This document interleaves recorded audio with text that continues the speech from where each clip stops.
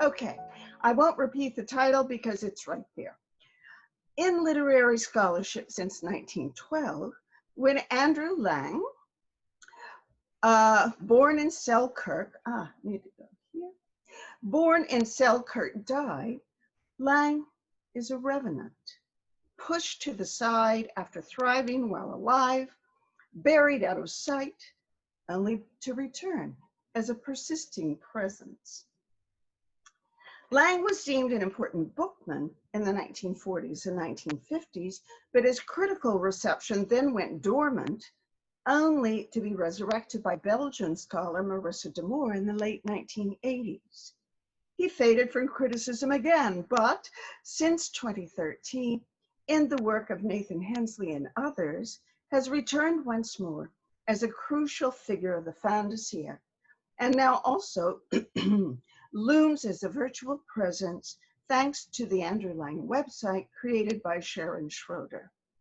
My focus in this paper is not the critical reception, but Lang's living presence during and his functions during the fin de siècle, when, as Nathan Hensley remarks, he was famous to the point of cliché.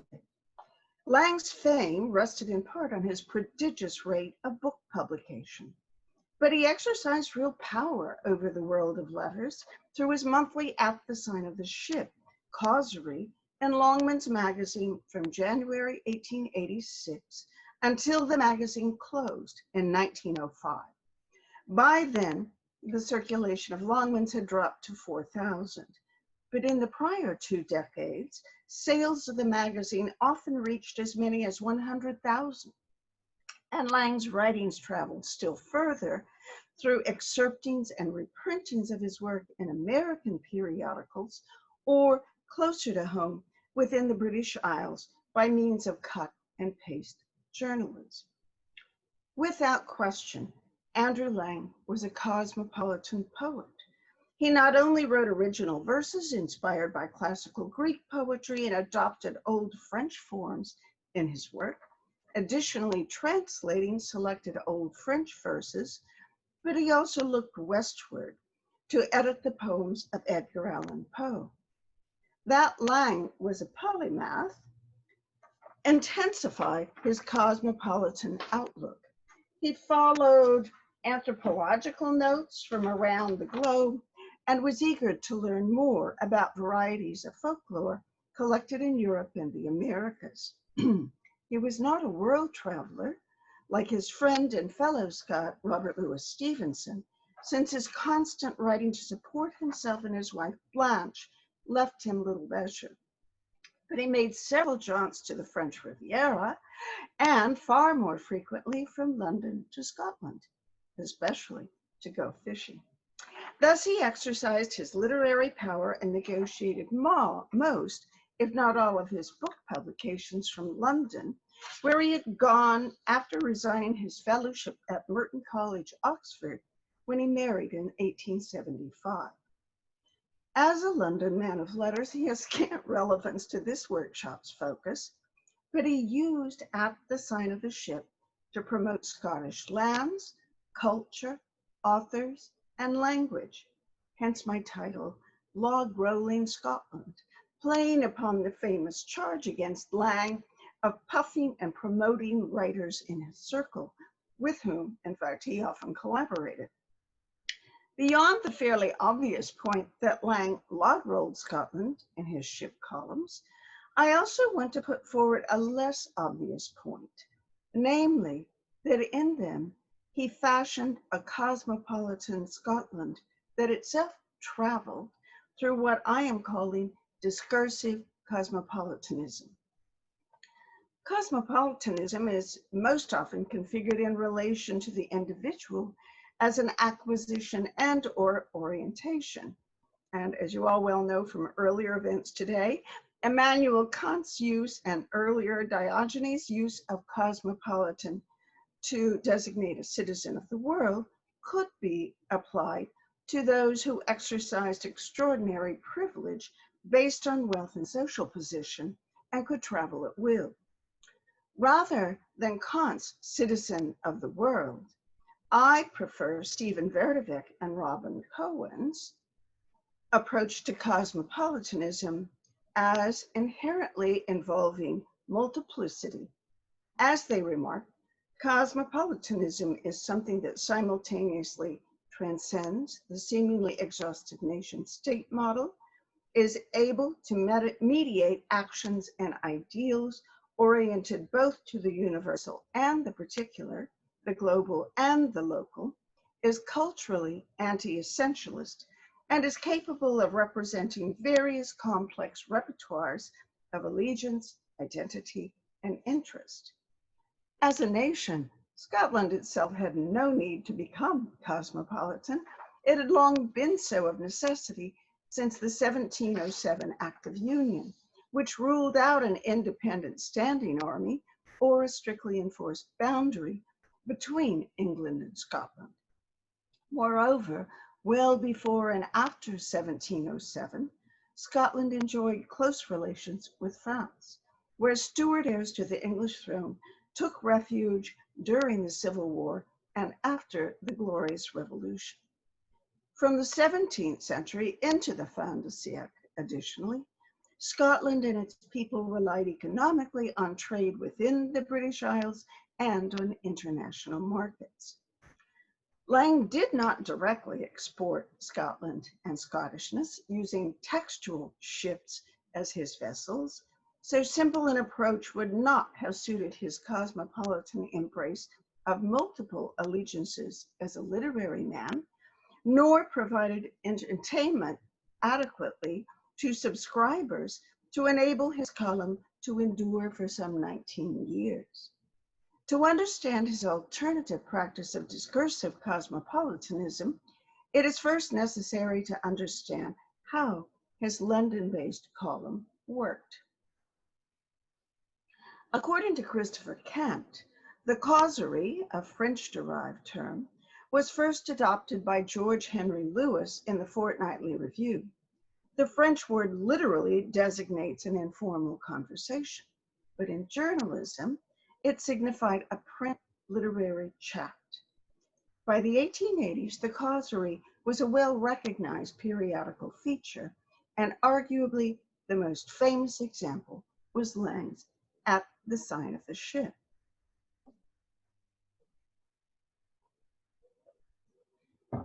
To explain his appeal, Marissa de Moore emphasizes the qualities of graceful style, wit, knowledge, and original observations on a broad range of books and literary trends that made Lang's causeries stand out above others.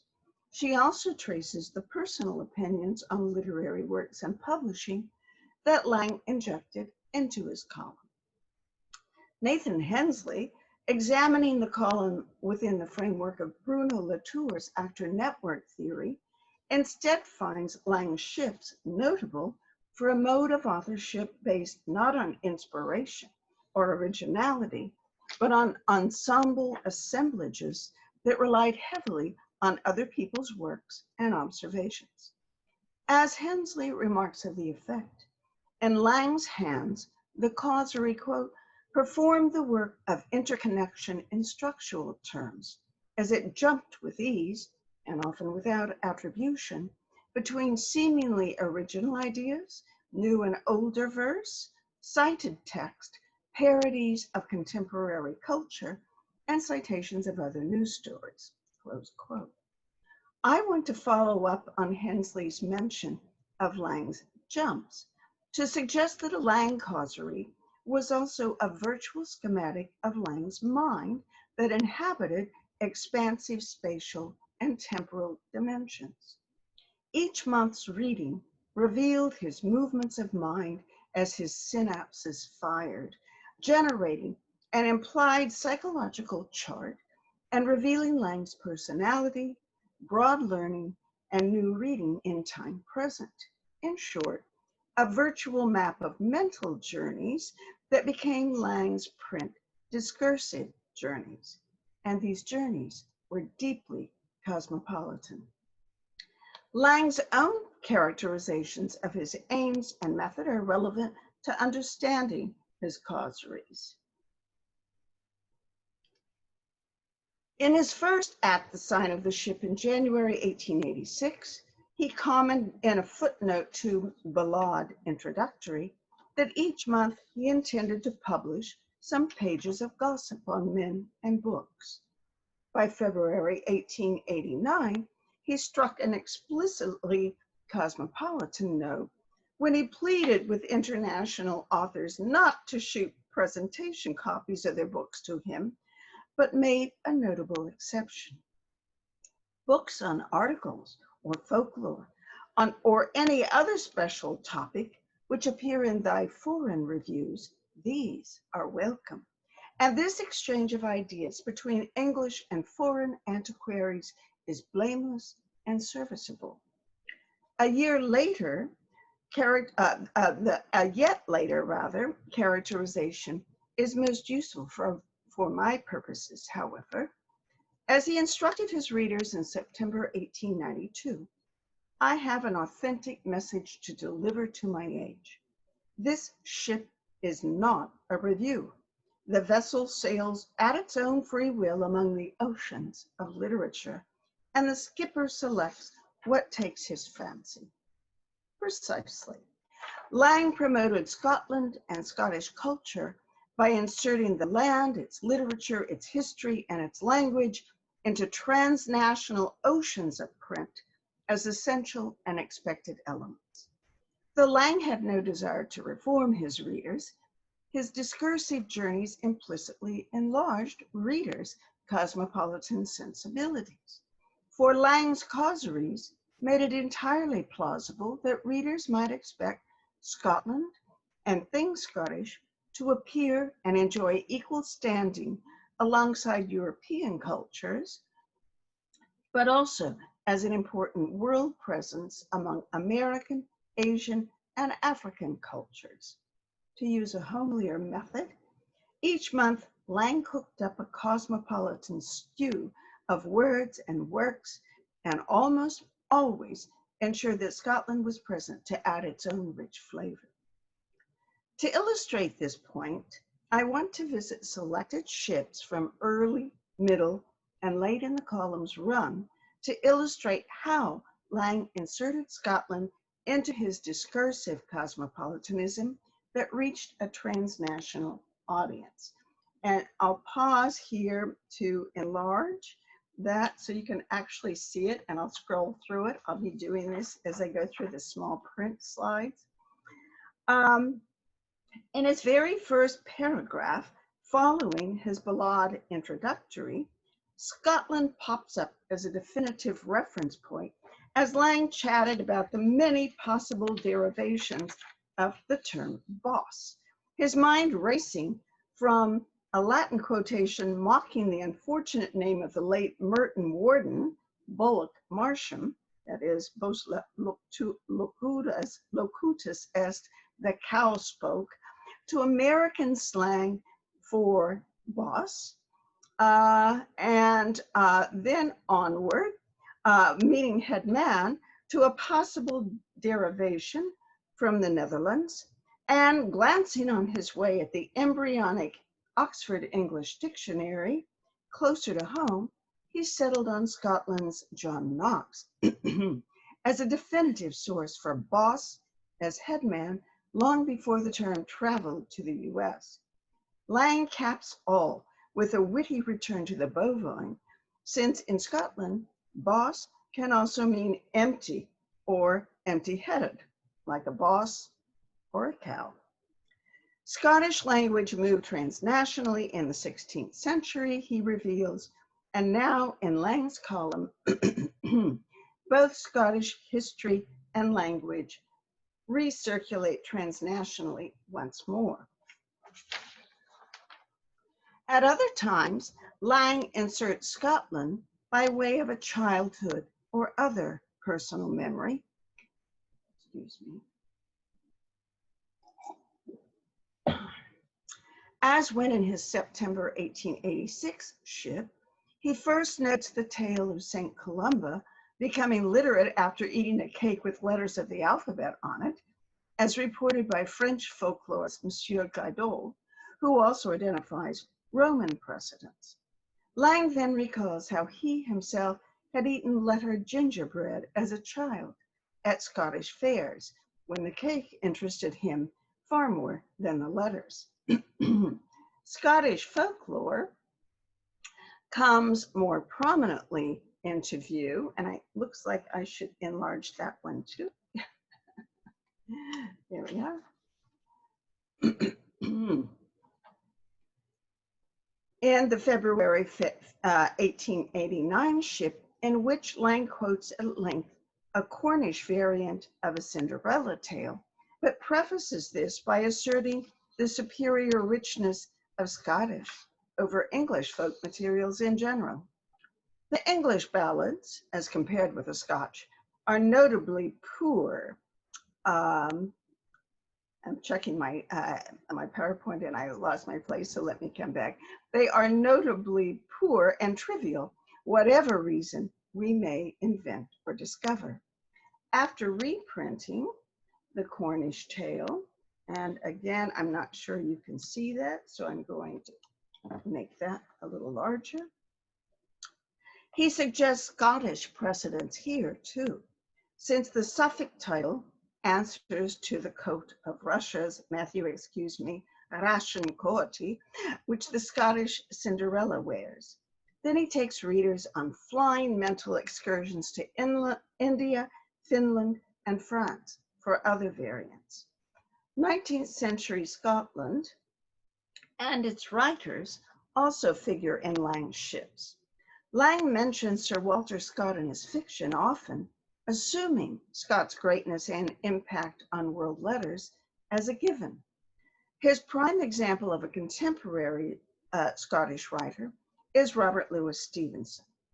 The February 1886 ship opened with attention to Tennyson's 1885 volume, Tiresias, which Lang admired, de Bonneville's verse tribute to poet Victor Hugo, Lang's own verse tribute to Tennyson, Ballade for the Laureate, and then into this mix of notable transnational authors, Lang inserts Robert Louis Stevenson and his new story, Dr. Jekyll and Mr. Hyde.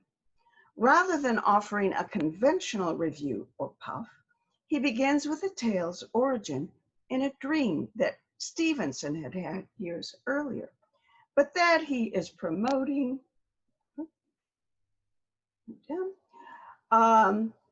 His fellow Scott is unmistakable. The paragraph on inspiring dreams and frightening tales additionally places Stevenson in the context of world authors Hoffman and Poe, as well as Thackeray, Scott, and Coleridge, past whom Lang breezes before returning to Stevenson to end this excursus. Lang does not presume to recommend Stevenson's tale, but he offers, as he did with his Ballade to Tennyson, his personal tribute. It seems to me a masterpiece of the terrible and grotesque, and to possess withal an unobtrusive and salutary moral. In the 1890s, Lang turned more decisively to Logrolling Scotland in his ships. Scottish literature and history dominate the April 1892 ship, the very density of references forming an implicit riposte to one of Lang's favorite antagonists in the column, American critic and novelist W.D. Howells, who dared to elevate European realists over Sir Walter Scott and Thackeray. And I know you can't see this, so I will go back and enlarge that. You can see the reference to Scott and Thackeray and the question mark, and then the key line, Sir Walter lives. So that is his riposte to Howells, but then it is backed up and expanded by all his other Scottish references in the column. And of course, in that verse tribute, he was more generous than Howells because he did take the time to pay attention to Hawthorne, a transatlantic author, in contrast to Howells. Lang was then off again after mentioning The Heart of Midlothian and Stevenson's The Wrecker, and changing the tone by reprinting Graham R. Thompson's poem, The Golden Hour. Then he's off to Scotland, Scottish history, and his beloved St. Andrews, in this case. First, with the Gowrie conspiracy. And is this helping when I enlarge it, by the way? Okay, good. Okay, I'll enlarge this one too. I have to always kind of pause to do it. Okay, all right. And I'll scroll through them. So he's first talking about the Gowrie conspiracy, dating to the time of King James, which was documented in the 1827 Transactions of the Perth Antiquarian Society. The mention of Perth brings up by association the late 17th century proposal to move the university from St. Andrews to Perth. As Lang quipped of the episode, and I get down to the key parts, the university thinks that at Perth, it might civilize the Highlands. It despairs of civilizing St. Andrews. Fortunately, things have mended. The migration to Perth was never made. A page later, he was still taking readers to St. Andrews and its lore, as well as to Edinburgh and Scott's Bride of Lammermoor. Lang then sped onward to Thomas Hood, Renan, and Paul de Kock, that came back in the last sentence to include Mrs. Oliphant as well. In the July 1896 ship, Lang snuck in a reference to Stevenson amidst discussing the book at length on on children's psychology, a discussion that included Lang's interesting pairing of Walter Scott and Georges Sand, who could both visualize scenes vividly, even as children. Then Lang's mind took dizzying leaps through space and time from Europe and Scotland, including its trout, to Australian and North American indigenes, delivering racist comments on the last two, and on to Easter Island in ancient Egypt. But he landed back in Scotland as part of his passionate defense of Scottish writing and of Scots language itself, insisting on its worldwide readership and accessibility around the globe. And now I'll enlarge this so you can actually see it. And so you see those references. And I'll be moving on through this some more. Incensed by the Athenaeum reviewer, whose notice of Stevenson's The Weir of Hermiston complained of difficulties posed by words common to Scotch ballads, you can see that, the Waverley novels, and Burns's poems, he then pounced on this reviewer. If the reviewer really does not understand them, he cannot read without a glossary books which every educated man is supposed to be familiar. Lang was so insistent, so incensed, but also insistent, that he kept it up for another page and a half. What? Gotta go here. Okay, and I will again enlarge that so you can see. And I've highlighted kind of to the side the relevant portion. He notes, first of all, that many Scots words were originally English. Then he returned to his position that Scottish literature was world literature. It is ridiculous to pretend in the face of facts that educated Southrons do not read and appreciate Scott, Burns, and the ballads. All of these circulate, and for 80 years have circulated very widely south of the Tweed. And the millions of copies of Burns, ballads, and Scott still circulating seemed likely to be replicated in the popularity of authors like Barry. And make sure I've got the right one here. I think I do. Just one second. Yeah, here we are with the Barrys. Mr. Crockett and Stevenson, but now I want to move on to this one. And I think it may be clear enough in the current size. As he concluded, reviewers really need not affect ignorance. They have such quantities of the genuine article. However, if they will insist on averring that they review Scotch novels in ignorance of Scotch, Latin essays in ignorance of Latin, and translations from Greek in ignorance of Greek, we can only say that it's time for them to receive the homely compliment of the sack. Not only is Lang maintaining that Scottish literature is world literature, its Scots language is classical, on a par with Latin and Greek. I conclude with a column on the cusp of the new century. This is the one that was distributed to you if you had a chance to read it, that brings together many of the elements I have discussed to this point. Lang began, I will switch to that first view, which I think you can see.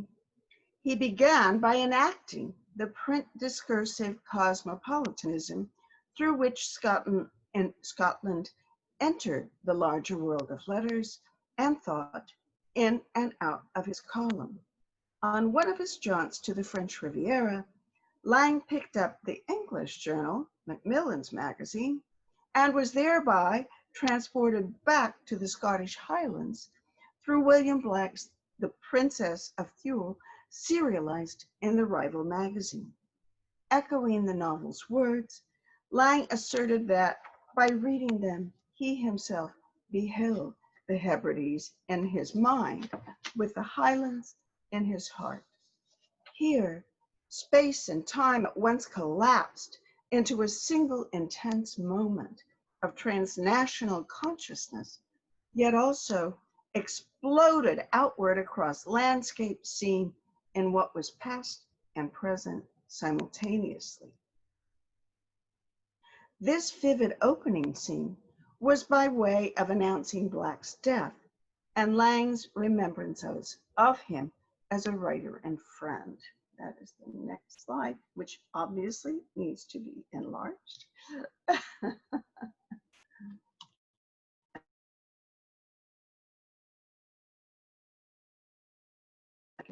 His recollection in particular of a fishing trip the two took together in Scotland reprised Lang's other mentions of personal experiences in Scotland that dot earlier ships, and he offered the more personal revelation of his versus Black's styles of angling. Yet this remembrance of friendship past also included the longer past of Scottish history, so frequent an element of Lang's ships, and the reference to the site where Montrose, and this is up here, where Montrose met his last defeat. This led to a further paragraph on Scottish personages and places, including Scott and the late Lord Napier, as well as Stirling Castle and its historical associations. Sorry. Okay, and I'm going to leave us there for a second. Lang then mentally journeyed outward from Scotland and personal reminiscence to London books, cookery, and French taste and current English authors, non-existent, Lang asserted, since the French had no interest in them. He managed to work in yet another reference to Thackeray and Stevenson, as well as the recently published Scottish vernacular literature, which Lang warmly endorsed, followed by mentions of continental ghost tales. Perhaps the mention of Scots vernacular prompted his final prose comments in the column, which encompassed once more his assertion that Scottishness travels, as well as a highly ambivalent stance on quote-unquote savages. Mr. Darwin very condescendingly says that when the Fuegians had learned a little English, he found that they resembled us in most of their mental faculties. In all of our mental faculties, I make no doubt. But the point is that they excel Mr. Darwin in one mental faculty. They could learn English. He could not learn Twaggy, nor could he, for the dear life of him, learn German.